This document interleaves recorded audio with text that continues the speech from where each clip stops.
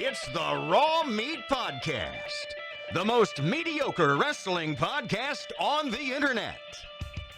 With the smart Greg Adams, the nature boy Jay Watley, and the hardcore icon Puff. It is the Raw Meat Podcast. Greg Adams here. Hi, hello.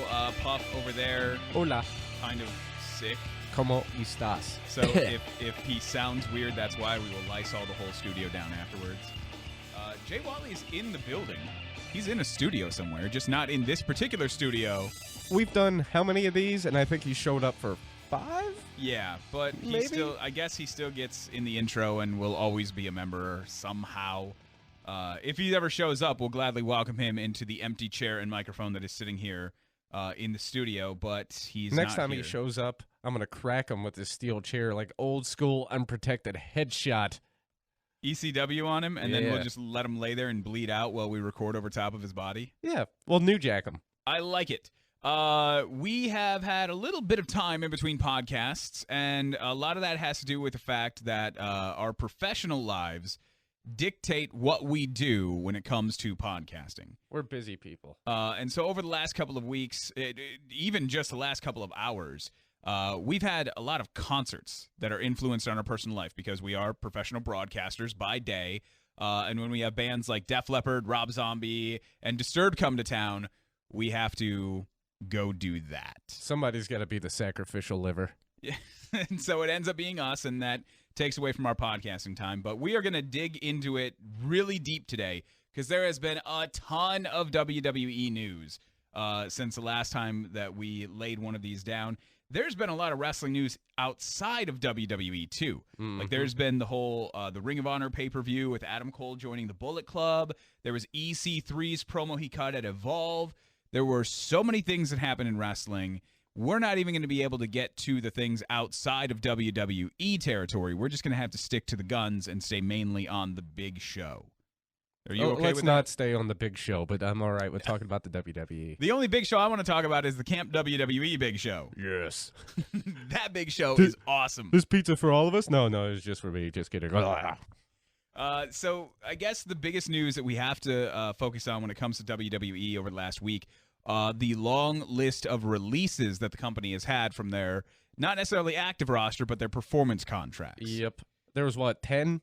I don't have a count. Let me just run through some of these quick. I'll drop the names.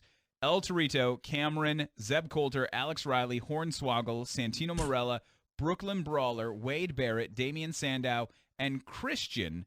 But that was just his performance contract. He will still be same thing with the Brooklyn Brawler. That he was still under a performance contract after 30-some-odd years. Yeah, it's sort of like the Office Space thing where we fixed the glitch. So Brooklyn Brawler, no longer under contract. And then there's actually a bunch of rumors that we're not done yet. Oh, yeah. I can think of 2 people off the top of my head that are for sure going to be hitting the dough as soon as they make another round of cuts. Yeah, they're probably the ones that I have written down here. I have 3 names that are probably next. One of them is almost a slam dunk for sure. The other one, I kind of hope that it's not the case. And then the third one is kind of a question mark. So I think we both agree Ryback is probably next. He's done. And if they don't fire him, they're just going to sit him on the bench until his contract's out in July or whenever it is. And then Adam Rose. He's gone. I really hope he's not. Well, Road Dogg got on Twitter last night, and he's one of the backstage producers, blah, blah, blah now. He said Adam Rose's career is done in the WWE. That actually, I want to take a side road here before I get to the third name that I had written down because I want Road Dogg to shut the hell up. I really do. Like, Road Dogg has been bumping his gums on Twitter about a lot of crap, and Road Dogg used to be cool. There was a long period of time where the roadie was uncool and was terrible, and then Road Dogg became super popular and hilarious, but I'm starting to realize, and I think a lot of people are, Road Dogg himself is not cool or funny or interesting in any way. He was propped up to be entertaining by the people around him, and now he's a hanger-on who, what has he shown anybody recently outside of friendships that he has? He, to me, at this point, has only taken away from other people. He hasn't contributed anything. And what he said, I mean, you have a guy in Adam Rose right now, and this is why I say that I hope this isn't the situation, because Adam Rose is clearly dealing with something. And from the statements made by his wife and his statements and his doctor, this whole thing from the wellness policy all the way through this domestic arrest all sounds like a series of unfortunate events. Yeah, but it's not like this is a one-time deal. This is like his second wellness violation. This is the second time he's had some sort of domestic dispute, not necessarily, arrest related, but this is his second time in that situation. I mean, when you're trying to clean up and you're a public company and you get attached to whether it's true or whatever happened, when you get domestic violence wife beater stigma, it's not good. Well, here's going back to the wellness policy. If I'm prescribed a medication and you have a note from a certified physician that I am on a medication, how is that a violation of a wellness policy? Well, all right, maybe this time. Like if that's what they busted him for was Adderall. The WWE never came out and was like, well, we got him tested positive for this. And I don't know what they can actually say or what they have actually said. I just know that he's gone twice now to Twitter with his actual prescription. Yeah, for an Adderall prescription, but we don't know if that's what he got busted with. So, I mean, he's got busted for steroids in the past, like actual, because if you remember when he first came to FCW/NXT, he was a bit of a bigger fella. Well, I've seen the E60, the behind the scenes thing. I know that he himself in his real life has some things that he needs to take care of at home. Yep. He has a child that has special needs, and he works hard to take care of that, and that weighs a lot on you. And then when you have an issue with this wellness policy suspension, that weighs a lot on you. And the explanation from not only him but of his wife about how this 911 call, which kind of sounds like she's got a quick trigger finger on that kind of thing. It all just sounds so weird. It's not very cut and dry. This isn't a Greg Hardy situation. No, but this isn't his first rodeo in the state of Florida. And if you know those guys, the way they operate, sometimes, just let her make the phone call, explain your situation calmly. Yeah, I mean, basically the way that I'm looking at it right now is you've got a guy who's dealing with something, and what I think would be much better for a company in this kind of situation is to rally around him and to help him through this, not only to show, that would go a long way to show a lot of the talent that is on your roster or the talent you might want to acquire, that you are willing to go the extra mile for one of your people. And it also would be, that's a great story to share with your new ESPN. I don't know what you want to call it. It's not really like a partnership, but they're doing a lot with ESPN now. That would be a great story to share there. Rolling Stone, they've covered a lot of it. They could get behind it. Sports Illustrated. You could take that to the shareholder meetings and say, look, we had somebody who was struggling.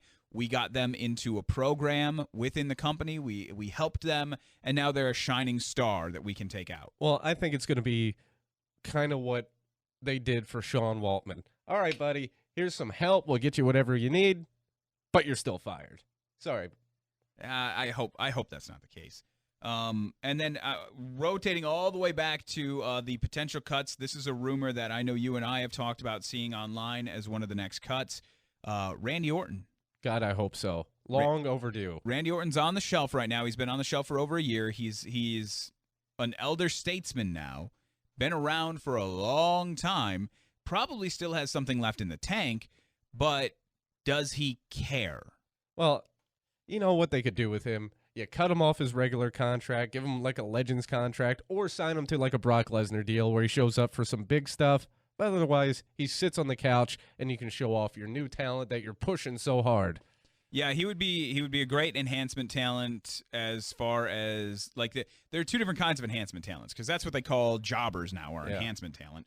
But the upper end of enhancement talent, guys you bring in on 6-month deals like Chris Jericho, who then the other 6 months out of the year, they just disappear. They're gone.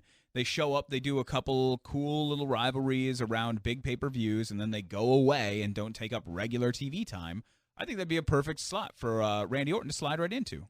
Can't disagree. I mean, I've never been a big Randy Orton fan, but I get his appeal. It's just the guy always seems to be injured. And if the guy can't go full-time, make him a part-timer. That way you can still use him, but get him off of your main roster. Get him out of there. That way you can restructure it where you don't have to pay him as much money, and he's just not eating up space. Well, because if he's in the regular rotation, if he's a regular part of the active roster, a guy of that caliber has to be in or around the title picture. But if you do that, now you have to start taking other people out of the title picture. Exactly. And would you rather have him in the title picture or Seth Rollins when he returns? Or we're not too far away from seeing Kevin Owens, Sami Zayn, Cesaro in that title picture, Finn Balor coming up.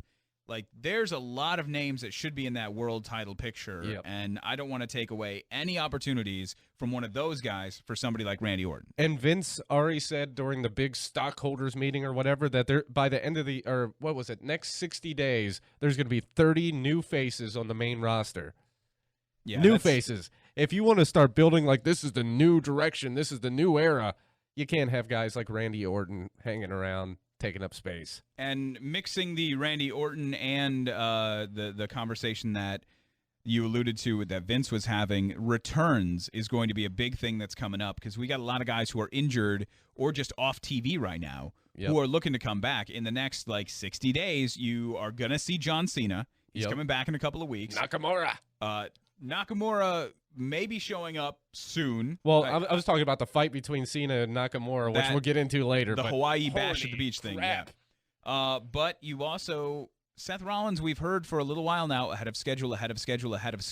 Well, right now he's filming a movie in New Orleans, which is an action movie, so he's got to be good enough to jump around. Maybe. I mean, stunt doubles do play into that quite a bit.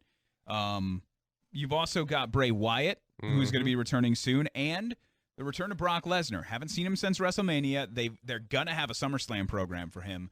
It's a matter of how soon they're going to start that SummerSlam situation, who it's going to be with. Hey, maybe it's Brock and Bray again going into SummerSlam. Maybe it's, I don't know who Brock has left at this point. I'd love to see him go against Kevin Owens. That would be awesome. I think everybody wants that. But I don't know what Kevin's going to be doing. If he gets the IC title next week at Extreme Rules, that's probably going to be off the table for SummerSlam. Yeah, and we do have that Bash at the Beach Hawaii network exclusive situation, which you started to talk about, and this would be a good spot to talk about it, because Brock is probably going to be there. Mm-hmm. And we heard that rumor when this first surfaced that it could be Brock and Kevin Owens at this network exclusive, which would be huge, but if they want to say that for SummerSlam, we're not going to get it at this show. Well, they've already said that that's probably not going to happen, and they're working on a deal because, Brock's like, you have this many dates, pick them, or you owe me more money. They're trying to figure out what they're going to do with the rest of Brock's dates, so they're talking about maybe not putting them on that, so who knows. Which, that network exclusive, very interesting. I don't know how I feel about these network exclusives because we got way too excited for Roadblock. Well, you can't promote them like a pay-per-view, Which is what they did for Roadblock. Well, that's what I mean. If you want to promote it, hey, as a bonus, you're going to get to see this awesome show that no one else can see on the network. It's Bash at the Beast. You got Nakamura versus John Cena, a dream matchup. You have this, you have that. But you build it up as a network exclusive as opposed to this is a big event before WrestleMania with the title on the line between Triple H and you can't do that. Yeah. So if they do dream match scenarios that are not tied into any particular storyline at this point, you can make something out of that. You can make a very interesting product. Or what it would be really awesome, since you already have Cena versus Nakamura, you have main roster guys versus NXT guys. Yeah, I don't know how I feel about that because you can't.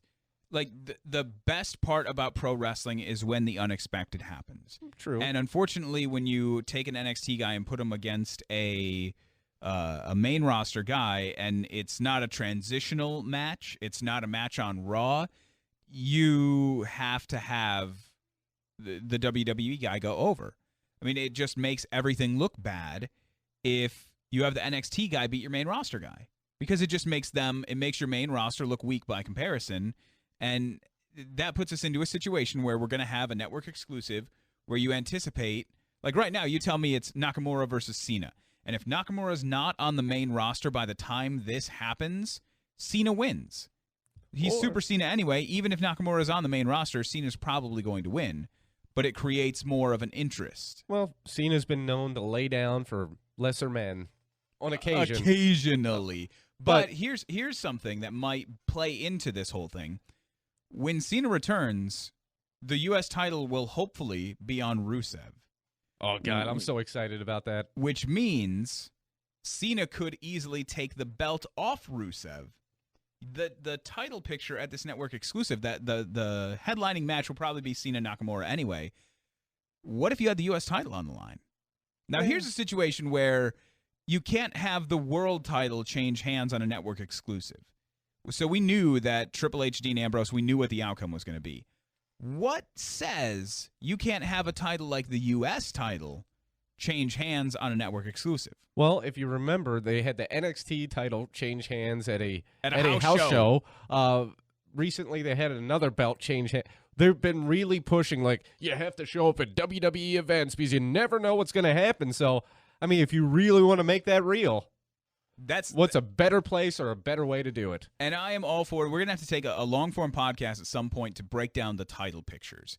Because and we talked about it a little bit in the past, where you need to create an easy-to-follow system with these titles, where everyone knows where everyone stands and everyone knows what belt means what. Because you could you could do an online exclusive pay-per-view type show where you have the number 2 and number 3 ranked for the Intercontinental Championship, have a match that will determine which one moves up or down in ranks. You could have a number 1 contenders match that means something when everyone knows who sits where on the contenders list. And if you had a big network pay-per-view, you're not going to have a belt change hands, but you're going to know that if I watch this network match, I'm going to walk away from it knowing this guy now just became the number 1 contender, and he's going to have a match down the road that is going to put him in line for that. He's now in line. He's next for the belt. And we don't have that. I agree with that. Let's do it.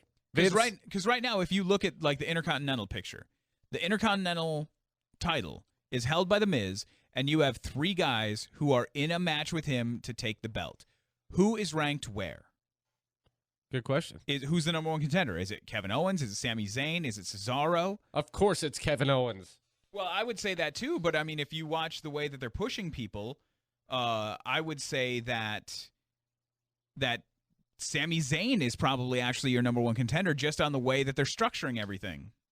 Yeah, it's a little bit confusing from time to time the way they do it, but at least the story's been interesting. But if we had the listing and if we knew who was where, then a match on SmackDown or a match on Raw between Cesaro and Sami Zayn might actually mean something. Well, Cesaro's the number 4 contender. Sami Zayn's the number 1 contender. If Cesaro beats him, Cesaro becomes the number 1 contender. Yeah, I just think they don't do it because sometimes I think they think the story is better than the title picture. But the title is the story. The title itself is a story no matter who's attached to it. It should be, but sometimes they don't see it that way. That's the secondary deal. And I know we've heard from writers in the past that sometimes they don't know what the show is going to be until an hour before or as it's starting, or they're changing it on the fly. That might be a lot of the problem that we have right now. They might be thinking that causes us to have questions and creates unpredictability, but it doesn't. I mean, imagine if a show like The Walking Dead got to set every day and didn't know what the plan was and didn't know what the story was for the entire season. If they got to set and as they're there, the director's going, oh, you know what? I want to change this whole story right here. Take this person out and put this person in. It can't work that way when you're talking about an overarching story, and unfortunately, that's what we're dealing with right now. Well, I think their problem is after so long of their surprises and everything else leaking out on TV or on the internet, they're afraid to set things in stone ahead of time because it's going to just get out there and ruin their plans. But that's fine because Triple H himself has actually become very good at leading the internet in a certain direction and then doing the opposite of what everyone thinks is going to happen. We're trained to the point now where we hear things online and we see things online and we think we know what's going to happen, and then it doesn't. And then we all sit there and go like, oh, well, what happened? They're getting better, but there's been a couple of big moments that they were hoping were going to be huge that got ruined by the internet. No, I don't think any of them. What the internet ruins right now is where we think a moment's going to be huge, and we see a spot, and everybody on the internet says this right here is an opportunity for them to do something great, and we all have 2 or 3 different things in our head that could be great, and then what ends up happening is they don't do anything. Like, we all sit there and say, look at all of the great possibilities that we have tonight. This is going to be amazing. And then we get to the end of the show, and they don't capitalize on any of the opportunities. They don't do anything. And all it does is makes the rest of the internet look like, oh, wow, we can all book this better than they can. Hey, And it works both ways. I'm not saying it's perfect or great, but stop being so positive about this. All right, never mind. You have to stay positive because I've been so negative about this. yeah, you stupid idiot. Let's dial all the way back to last week's Raw, and we'll just run through some of this real quick with just quick shots and thoughts because we really didn't leave Raw with anything that changes the game in any way. So Baron Corbin beats Dolph Ziggler again. Good. I mean, whatever. Fandango, R-Truth, Tyler Breeze, and Goldust are still getting a bunch of TV time at this point. My favorite storyline. I don't know if you watched SmackDown, but it finally came to a head where Golden Truth came together. Yeah, but it's clever and it's fun and it's cheeky, and it eats up TV time. But I mean, I don't know. Of course, it's stupid and ridiculous, but at least it's entertaining. Basically, they're the new social outcasts without T-shirts and hashtags. And they're more fun. They are. It is actually okay. It's more fun. I'll give you that. Paige versus Charlotte. Paige ends up winning with kind of this weird interference with Ric Flair and with Shane. By the way, the hell with Paige. She's dating Alberto Del Rio. Is that real? Yeah, there's pictures of them making out and whatnot. I thought she was engaged. I guess it didn't work out. Well, maybe because there was a Hispanic in the limo. All right. Well, basically, the only thing that I walked away with that is, and you just said to hell with her. I was going to argue for a Paige push because Paige was the hottest product in the women's division, and still could be, but they've moved her out for people who are now in a position at SmackDown last night. Becky Lynch is losing to Dana Brooke in her debut match. Like, what? Becky Lynch has fallen now too. Like, why are we just rolling through these people? I honestly think they just rotate and bring them back around. I think Becky Lynch and Paige are honestly better than Charlotte right now. On the mic, in the ring, I think both of them are better, yet they're being pushed out for is it because of Charlotte's family? I mean, you hate to make that argument. You literally have time for 1, maybe 2 women's matches on Raw and 1 at most on SmackDown. I'll make the argument again, and I've brought it up before. I don't know if it was on the podcast or just in our conversations. They need to have a women's tag team division. I saw someone make an even better suggestion. Since everybody's on board with women's wrestling, it's the best it's ever been, blah, blah, blah. You got the WWE Network. Put something together. Make it an hour show like NXT. Make a women's show? Yeah, why not? I mean, that would work, but it would kind of be I think that's counterproductive. It's a reason to get more people to buy the network. If you're into that sort of thing, oh, crap, I can see Becky Lynch versus Sasha Banks versus blah, blah, blah every week. Here's what I would rather have. I would rather have Becky Lynch and Paige in a tag team, Emma and Dana Brooke in a tag team. Go through you could find, bring up some NXT girls. You could have 5 or 6 women's tag teams. And then every week on Raw, instead of having your 16th McMahon promo of the night, you could have a women's tag team match that gets 4 of the women from the women's roster out in the ring.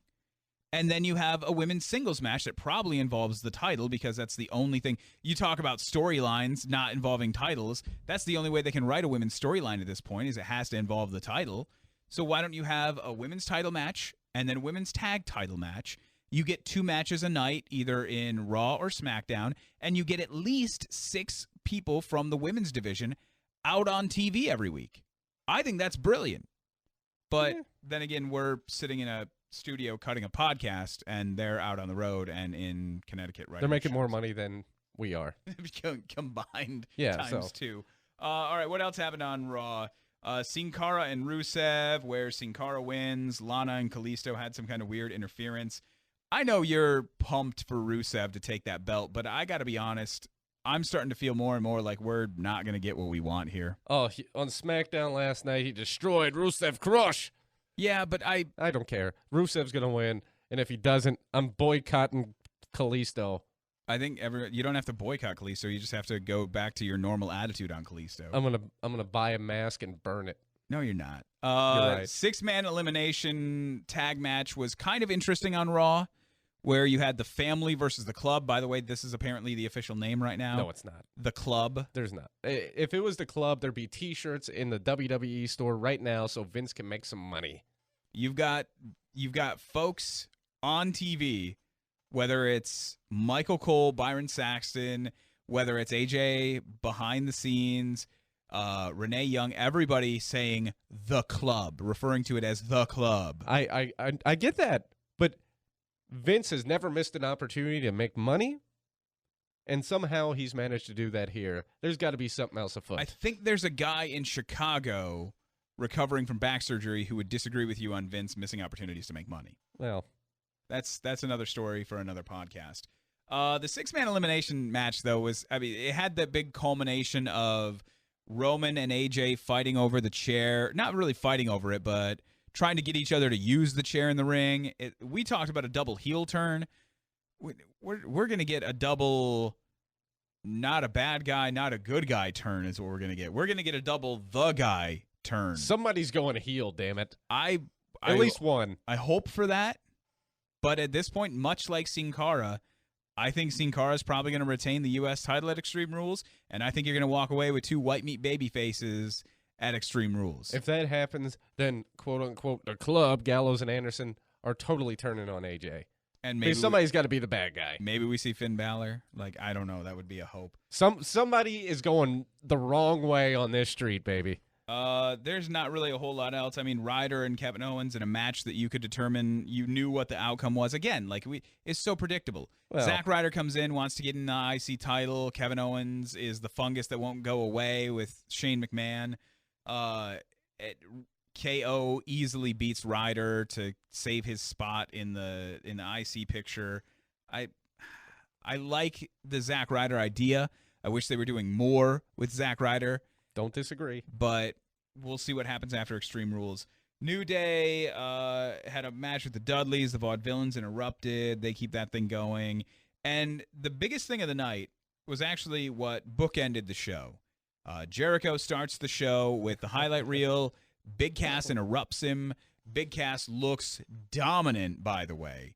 Like the way that he comes out and talks down to Jericho kind of eased it on the accent a little bit, which was great because he sounds way more natural. And just pushing the mic out of Jericho's face. You want to talk about the WWE writers? We always talk about what they screw up. Let's give them a round of applause for what they're doing with Big Cass. Somehow they took a terrible situation with Enzo getting hurt, and on the fly, all right, we're going to do this with this guy. We got faith in you, brother. Grab a mic here. And he's killed it. He has killed it, but I wonder how much of that is him killing it because the writers have stepped in and said, this is what you need to do. Because the person that made him look phenomenal, sorry, we can't use that word anymore to describe anybody but AJ. The person who made him look fantastic was actually Jericho. Because Jericho played it perfectly. He, cranked his neck back to look up at him. He looked intimidated at times. He allowed him to push the mic out of his way. Jericho did everything perfectly to make somebody like Big Cass look big. Well, and that's what makes Jericho great. But how much of that was the writers or how much of that was Jericho saying, give me that guy? Well, I mean, even before, what was it, last week? Yeah. When they had the 6-man thing with the Dudleys and the Vaudevillains, he killed it there too. So, he is completely taking control of the opportunities given to him. It would have been cool to see a Jericho Big Cass fight at the end of the night, but that's not what we got. We got that awesome run-in, executed very well by Dean Ambrose, stealing the jacket and then shredding the jacket and cutting it. And I don't know how many times I heard "you idiot" screamed. It was probably around 1,300 times in 5 minutes. And Jericho, again, played it perfect. Well, that's what Jericho does. That's why, as much as I hate him when he gets in main spots, I like having him around. I am very excited about having Jericho around right now because he is the catch-all. You got a guy like Ambrose who, okay, well, he's one of the hottest faces that we have, but he had to lose at WrestleMania, and now we don't really know where he's going to go from here. And you called it. You said it was going to be great. I questioned putting him and Jericho together because where does it go? What does it lead to? You have two of the most talented people on the roster working together, making great television. Able to tell a story that doesn't involve a title that actually gets you interested. Yep. I mean, say what you want about the, Dean Ambrose cutting terrible jokes and the potted plant, but it's been fun. It's been great television. Mitch was great. It was. I agree, but, some people don't like it. Some people did. But whether you like every little piece of it or not, overall, it's a great story. They're doing an awesome job with it. And it gives two of the most talented people on your roster something to do. Which they did something last night on SmackDown, too, because SmackDown starts off with Jericho and Ambrose again. But this time it was Jericho who got the jump on Ambrose. And I don't know if you got to see. I know you were indisposed last night with illness and all of that stuff. I was watching Deadpool. I tuned in a little later on, but I missed the first part. Jericho Ambrose in the straitjacket was one of my favorite opening promos on SmackDown in a long time. I'll have to YouTube it. It was awesome. And anytime that you can get Jericho down on his hands and knees, pretty much stone colding somebody to their face, it's good TV. Yeah, you definitely need to watch that. Other highlights from SmackDown, not that, you got to use that word loosely. You had Rusev and Sin Cara, which we kind of talked about a little bit. Rusev winning, breaking Sin Cara, I guess is how. Rusev crush. Now, if you By the way, you were talking about Lana earlier. Guess who's moving down to NXT to work as a women's wrestler? Yeah, that'll be interesting to see which direction that goes. I did notice that as the League of Nations has gone away, Rusev is no longer wearing any nationality on his ring gear. He actually has the word brute written across his little belt there now. I don't know what that is exactly leading to or leading away from. Well, he's just coming in to crush. Well, I don't know how far we are away from Lana and Rusev dropping the accent type thing and just dropping the whole foreigner gimmick. I hope Lana drops it. Rusev, he builds it up a little bit more. He adds a little extra to it, but he kind of talks like that anyway. We'll see where it leads to, but I think they're going to start transitioning away from that. Dana Brooke made her in-ring debut against Becky Lynch. We kind of mentioned that because Dana Brooke ran through Becky Lynch. It wasn't even like... I hate those type of matches when you bring someone up from NXT and just throw them in there and they run through somebody who was just in the Women's Championship picture. Like, okay, so does Dana Brooke... And this is going back to, like, the rankings. Like, there needs to be a Women's Championship ranking because if Becky Lynch is number 4 on the contenders list... and you have Dana Brooke come in and just crush her the way that she did, then is now Dana Brooke the number 4 contender for the Women's Championship? No, it's Paige. Yeah. What are you asking me for? Well, but that's what I'm saying is, like, these matches, that match last night means nothing. So why do I watch it? Well, it was on SmackDown. Of course it means nothing. But you can make something out of SmackDown. I digress. The club made it super official that it was the club, as AJ Styles spent a lot of time with Anderson and Gallows backstage saying, I got your back if Roman shows up around the ring, because it's the club, and then they started throwing up 2 sweets all over the place. Until I see a 2 Sweet Club t-shirt in the WWE store, I don't believe it. And the Usos also cut like a similar, it was like a carbon copy promo. Well, of course it is. They have no talent. Let's move on. New Day and Vaudevillains had a little verbal run-in. New Day, very good. Vaudevillains, still a work in progress. But they're getting better because they keep on letting, what's the, Aiden English. Aiden English. And the singing thing. I mean, I didn't like them at first when they moved up because they were trying, I think they dumped a whole bunch on them pretty quick. But now that they've been there for a couple of weeks, a month, they're getting better and they're finding their stride. And I find them more and more entertaining every time they come out. I want them to do more super old school stuff in the ring. I want them to act very old school, which they do on the intro a little bit. They stand in a certain way. They do those poses. but I really want them to come down and really get into it with like some old school, like, even if they go just 80s bruiser type bumps and just do some of that stuff just to make it like, you want Big Cass to do moves that make him look like he's 7 feet tall. I want the Vaudevillains to do moves that make me think they're old school. Like even one of those, go back to some of like the Ric Flair knee drops. Go do some of those things that are just weird, that look out of place in today's world, but make you go like, wow, these guys really are old. That's what I want out of them. I'd be okay with that too. But I think the point is they're getting better. And hopefully by the culmination of their whole program with New Day, maybe they'll actually have a place on the roster. And then we wrapped up the show with the whole Cesaro and Sami Zayn versus The Miz and KO. Okay. It basically just rinse and repeat. It's the same thing that we've seen for weeks. That like Rusev, Sin Cara, the Club and the Usos, New Day and the Vaudevillains, Jericho, Ambrose, Cesaro, Sami Zayn. It was all a repeat. There's nothing new. Nothing. The only new thing that came to the table was Dana Brooke versus Becky Lynch. Everything else on SmackDown was recycled hot garbage. There's a reason that 90% of WWE fans don't watch SmackDown. Because they don't, get Paul Heyman on the phone. Can we please give him SmackDown back?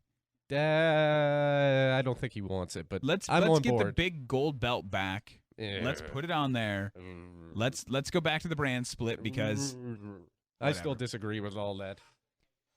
The only other things that I really have are this rumor circulating online that AJ Styles is injured. Well, from what I read is he has a nagging injury, and they pulled him off of some house shows and SmackDown just so he doesn't hurt himself in a serious manner before the pay-per-view. Yeah, that's pretty much all I read too, but just the idea that he could be dealing with something that we're not aware of. Well, what was it? 2 weeks in, he was on Jericho's podcast, and he was talking about being hurt and doing the DDP yoga thing.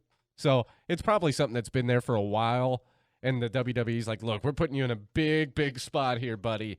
You take some time off. Be well rested for when we need you to be at your best. I don't know if they're going to need to be. This is probably the best they're ever going to need him. I'm really starting to believe that because I'm getting into that cynical mode with WWE. And you're always in a cynical mode, but continue. I don't want to be the negative guy. Like when WWE is good, I will be their biggest cheerleader. And I will be out there telling everybody like, holy crap, this product is great. I don't know how many conversations we've had when we get close, when we have one of those mornings, a Monday morning, where we're looking at all of the possibilities that Raw could bring that night and how great it could be. And you talk about what a phenomenal time it is to be a pro wrestling fan because you have guys like Nakamura coming into WWE and all of these things that are potential. We've had a lot of potential, and there have only been a few times that they've actually capitalized on it. Well, you can't blow your entire wad the first quarter of the year. You got a lot of people in new places, including writers, executives, blah, blah, blah. So, I mean, you can't keep doing that. You can't keep coming to that excuse. Well, they're getting better. They're taking steps. You just got to wait for it all to tie together. If it ties together, that's again the issue. Is well, that if it doesn't, 3 months from now, then them or screw them or whatever. But right now you got to give them a look. They're doing some cool things, some really good things, but yeah, you can't.